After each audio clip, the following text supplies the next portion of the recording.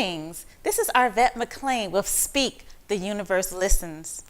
As a very young person, I always felt that I carried the weight of the world on my shoulders, having to make grown-up decisions in order to survive a life marked by physical, sexual, and emotional abuse. While my face was smiling on the outside, on the inside I was secretly crying and miserable. However, over the years, I learned some gems that helped to turn my life around. I now get to live the life of my dreams, filled with love, travel, and wonderment. And I am absolutely passionate about sharing what I have learned with you. If you want to live your best life, tune in each week as I, along with some awesome guests, share these life-changing gems with you. Inspired to be more, do more, have more. Greetings, and we are back today with today's topic of questions, part 2. And we have joining us again today, special guest Deborah Ayers. And again, Debbie is one of my lifelong friends, one of my best friends in the entire world. And one thing that Debbie is an expert at is asking questions. But she's also really good at answering questions. She has a mind that you wouldn't believe. She knows every little detail about every little thing. And then you're just like, how do you know this information, Debbie? But she is actually planning to be on Jeopardy one day very soon. So we're looking forward to that. But welcome to the show, Debbie. Thank you so much. I think Jeopardy will give me an opportunity to put all those little details to work. They will have served the purpose. Yes. So we started a good conversation on the last episode. I don't know if you want to continue along the same lines or if you have some fresh questions for us today.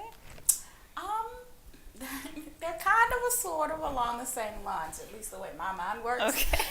So they may be totally different for everybody else. But this time, what I'd like for you to help me to grapple with a little bit is creating our realities. The most difficult thing I think that I have to get around is, how do people create what they have no idea of?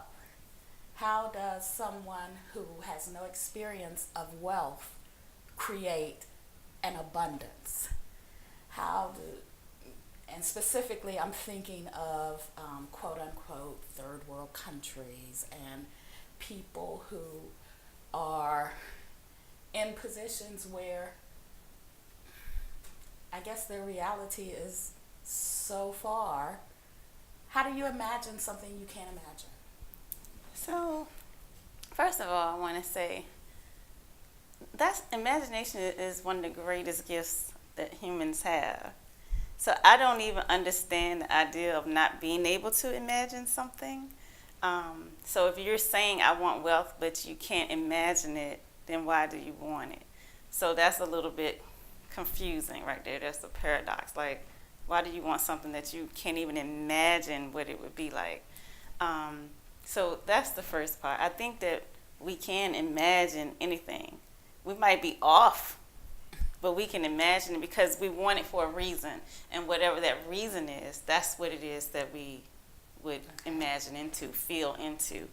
But the other part of that is being abundantly wealthy is the same vibrational frequency, very similar as being abundant in health and being abundant in relationships. And so a lot of times I specifically will say, think about what you would love and feel the feelings of that thing.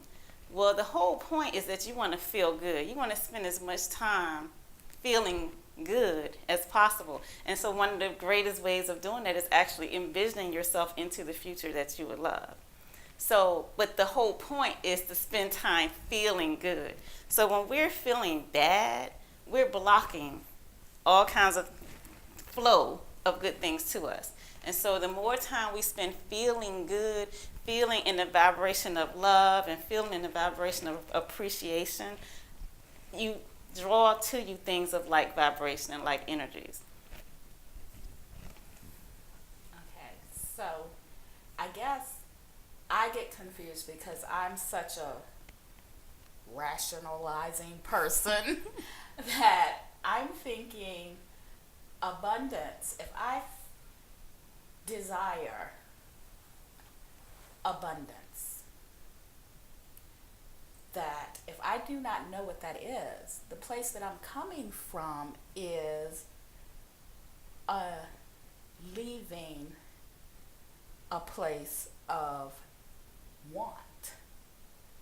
So, in changing the thought of, I don't want to have to want anymore, I come to a place of, I want abundance because I want to think about the things I want and not the things I don't want. So I'm thinking of abundance and then feeling that feeling. Like, how do I put it in my head what that feels like? So I'm not really understanding the question clearly, because in my mind, if you know you want something, why don't you know what it feels like? Why do you even want it? That's where my question is. Because the desire is to not have this. That's the original desire. Mm-hmm. I want to be free from want. So you just say the magic word. Free. Free. So I know what freedom feels Right. like. Okay. See, that's what, you got to pull it from me because my mind goes in other places. Okay, so I know what freedom feels like, but that's not abundance. But it is, because that's abundance for you. So for you, you want it to feel free. You want to feel free. So you will image that freedom. And so, like I said, really what you're trying to do is get on the vibration of higher than what you were. So if you're on the vibration of lack, like I don't have this, I need this, that's not the energy you want to pour from. You don't want to pour more of that into your life. So you want to raise your vibration. And so if you raise it to freedom, then what does that feel like? It's like, like freedom. And so that brings you into a whole different energy field than to feel constricted and like what's next and how am I going to do this and that and the other. So you put yourself in a space of freedom. So if that's what in your head abundance is, freedom, then that's what you would project into the world, is freedom. Okay. So how do you raise your vibration? Just like that. So that's really, it's all about your thinking. So your thoughts cause you to feel a certain way. So you put the thought in your head and then you feel that thing. And it's just like how people like to use the example, if you could be in the pits right now and then you find out you just won the lottery, all of a sudden, there's an instant change in your energy. But then if you find out in the next second, That was a mistake. it was a mistake, then your emotional change again. But it's all based on your thought. Like you thought it was real, and then you responded because of what you were thinking. And so by the same token, we can actually practice feeling different thoughts right in this moment. So I could actually say to a person, feel depressed right now. And you could literally make yourself feel that feeling. And a lot of us, we know how to feel depressed, like we know how to do that. Or feel anger in your body right now. Most people can manufacture the feeling of anger, or feel joy. Like you can do it in the moment. And because we have that ability, we have the ability to change our vibration in the moment. And one of the things that I liked, I've named the game now, but I really didn't have a name of it before, but I call it Catch Yourself in Act.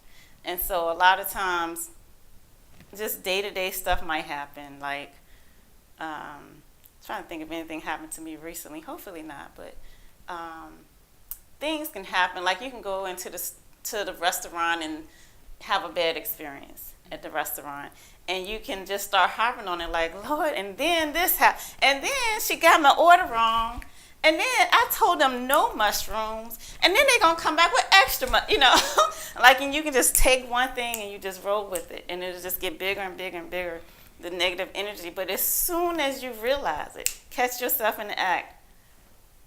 Okay, do I want what I'm doing right now? Do I want more of this?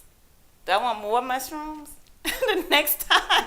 Do I want more irritating things to follow me? If I don't want that, then in this moment, when I've realized that's what I'm doing, then I can change my thinking. And I can choose how I want to change it. I can, like, a lot of times, and that's one thing that I actually got from you, because you were, unfortunately, poor Debbie, you were the ear for me when I was working like a crazy person and I didn't have a lot of good energy. But I would talk to you and we would laugh our way through because I would tell it in great detail of every little thing that went wrong in great detail. But yet you and I, we would just laugh, laugh, laugh, laugh the entire way through. And so one of the things that I like doing when I'm catching myself in the act, and I catch myself thinking crazy thoughts or mean thoughts or feeling irritated, I'll be like, and I'll just find what's funny in the situation.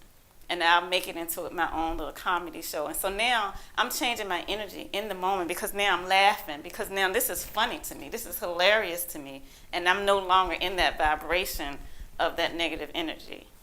I don't do that in the moment, but I do often say to myself, Lord, when I tell Abed, and it's like I'm already weaving the story and imagining what you would say your response is.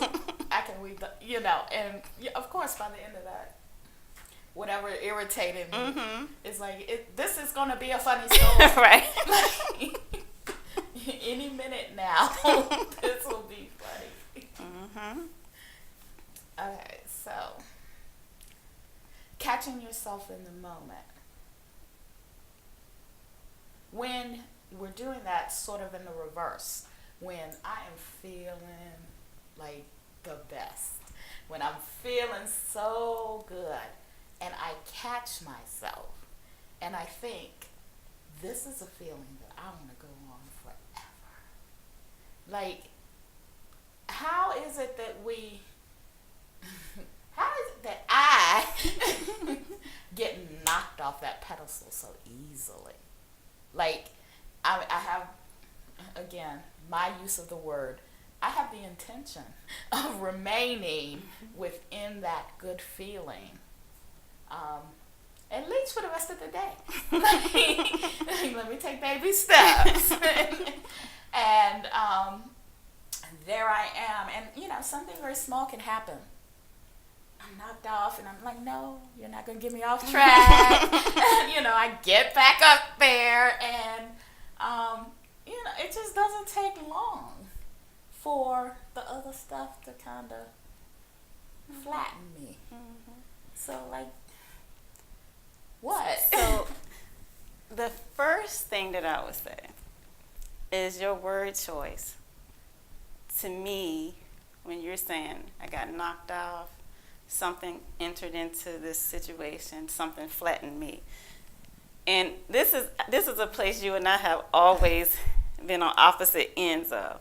But what I believe to be so true is that you have to take responsibility for it. Anytime you're saying there's something that's out there that's causing what's going on in here, you have just went the wrong direction. So it's not that something out there knocked you off. Why is that vibration stronger than your own? So we have to get into the practice of making sure our vibration is the strongest vibration that we are responding to. If I'm responding to all of that, I'm not the creator. I'm allowing everything to influence me. But I need to practice being in my own vibration. So there's nothing wrong with you getting knocked off your vibration, so to speak, but then noticing it and then getting back on the pedestal. And you have to actively place yourself back on the I fell off again. And put yourself back on. And that is catching yourself in the moment. Catching yourself in the moment. And you just get used to it after a while. You're like, so it's one thing to fall off and just be off, like you just off for the rest of the week, because this one thing happened.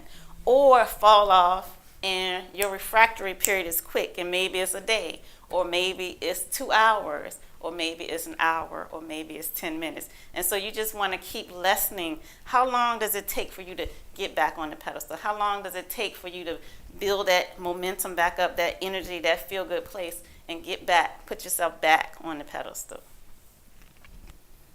Yeah, we definitely have been on opposite sides of that one. Them people can act on me. And I can use this example. So I hear this a lot. And so when I used to work, I would hear this because I used to work at a school. And a lot of times I would sneak in the school and I would go in my office and I would close the door because I have so much work to do. But what I would always get from the teachers, they would always say, we know exactly when you walk through the door because the whole atmosphere of the building changes. When you're in the building, the whole atmosphere of the building changes. And my mother-in-law used to say that too, because she would always say, I don't know, why these kids act so nice when you walk through the door? That's not how they normally act. But when you walk in, all of a sudden, they on their best behavior. But that's like my energy field is kind of taking over the energy field of what's already present. Okay.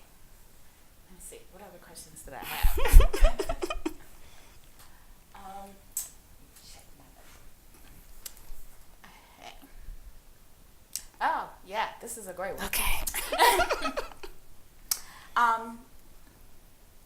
Can you help me to understand the intersection of our obligation to other people versus doing what makes us feel good? And my word in that is duty. What is our duty toward others? And how do we balance that? Yeah. That's a question I have a hard time with. And the reason is this. So what I've learned through my teachings, through active engagement from other sources, is that we don't have any obligation to other people. Like our sole obligation is to make sure our vibration is as high as possible. And if we are making sure our vibration is as high as possible, it's going to affect everyone else, but everyone else is not our obligation. Every single person has the ability to create their own reality and to make it as terrific and as best as can. So we don't have any obligation to help people, because in us helping them, that's almost saying you're unable. And it's almost putting them in a place of, you don't have what I have. You're not able to create what I can create. And so that's kind of what the teachings say. And my mom, she used to always say, don't do anything that you don't really want to do. Now, that's the teachings. In practice, I don't understand that. And the reason why is because in my own life, I have done plenty that I have not wanted to do. Plenty that I felt like I've given hugs when I didn't feel like hugging. I showed up when I didn't feel like showing up. So I went out of my way to nurture and love people when I didn't even have anything for myself. And in that, those same people, 20 years later, are like, that was the best thing that ever happened to me. You were the best thing that ever happened to me. Because you showed up, I'm okay. And so because I'm getting that type of feedback, it's hard for me to believe that if I say I can't hug you today. I'm here. I'm up to here. I don't have another hug. It's hard for me to believe. I don't know. So I grapple with that. But I understand in theory what the teachings say. That you're just responsible for your own vibration and getting it as high as possible. And so perhaps if my vibration was high enough and I'm in your presence, in the presence of someone who is not in a good place right now, perhaps mine would rub off on them, or it would cause them to say, oh, let me, because there are some people. I have a friend who I can't call her if I don't feel okay. Not because she wouldn't, be there and present, a good listener, nothing like that.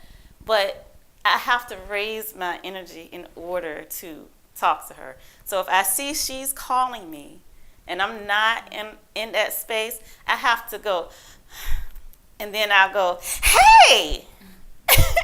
Because her energy can't exist. Like, it just seemed like it wouldn't be okay for me to be, hey, how you doing? How you doing? Because hers is always so high. That's interesting. And I'm thinking about, I think all of us have people in our lives that we interact with, and we think, after I finish this, I'm gonna need a nap. I always think of it or conceive of it, conceptualize it as being draining. Like I'm being drained. I'm being totally drained, and I need to go lay down in a quiet room. But one of the things that I know that you have always said to me is that, like, you can re-energize yourself. Like, there's no drain is not necessary. It's an endless supply. How can you drain an endless supply? So those two things, like, believe me, I feel drained. Yeah. So I guess maybe how do you tap the endless supply when you're feeling drained? Right. Yeah. So, as you know, I was in that space for a lot of years, just being drained. And I remember I used to always pray. I would say, God, please send me someone. Send me something. I need somebody to tell me something. Like that type of thing. Like, I was asking for anything to help me out of this situation. Like more help, less hours to work, anything to help me. And then I was introduced to I never say the prayer right, so I don't know if I should try, but like the prayer of Assisi. Francis of Assisi, yes. So I was introduced to that prayer where I heard someone singing it, and I was just like, oh my gosh, that's just so beautiful. It's like, make me a channel of your love, make me a channel of your peace. And so I realized, like, I'm in my mind, I was thinking like, I just have a certain amount, and I'm pulling from myself as a finite vessel. But when I really listened to that, I was like, oh, let me be a channel. Pour through me like there's no end. Pour into me. And that started being my new prayer. Make me a channel of your love. Make me a channel of your peace. Pour through me and allow me to pour out. And things like magically changed for me. So we're actually out of time again, and it's like I feel like we just sat down. So I'm enjoying talking to you and answering questions, and I hope these questions are questions that you guys have as well, and that we're hitting upon some things that are helping you to see things in a bit of a different way. And I'm curious, do you have any more questions for me? Would you like to come back? She rubs them hands together. I'd love to come back. Yay. Okay, well, great. So we'll have you in the next episode. We'll do one more. And hopefully we'll get some more great questions. And so thank you guys for joining us today, and make sure you click on the subscribe button if you have not. And a lot of you still haven't gotten your free gift yet. I'll know when you get it, so get your free gift. ArvetteMcClain.com, ArvatMcclaine.com. Until next week, this is Arvette.